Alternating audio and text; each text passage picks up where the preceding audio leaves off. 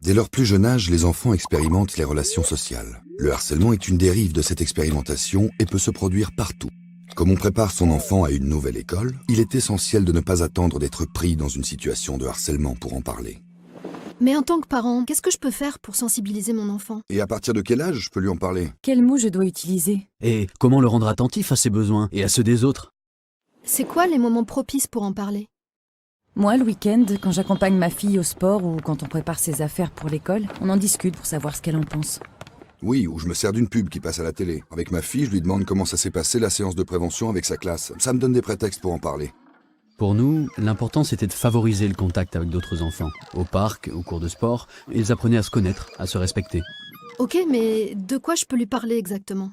Par exemple, quand j'entends mon fils se moquer de certains de ses camarades, je lui rappelle que ce qu'on dit et ce qu'on fait peut parfois blesser les autres. C'est bien de leur redire qu'entre amis, on s'entraide, on se laisse pas tomber. Oui, et puis tu peux lui expliquer comment fonctionne un groupe. Souvent il y en a un qui fait son chef et les autres le suivent. Donc il faut faire attention à ça. Être copain, ça veut pas dire être des moutons ou des esclaves. Après, faut pas oublier, ce sont des enfants. C'est normal qu'ils se trompent ou qu'ils se comportent mal. L'important, c'est de leur expliquer pourquoi ce qu'ils font n'est pas bien, de fixer des règles et des limites.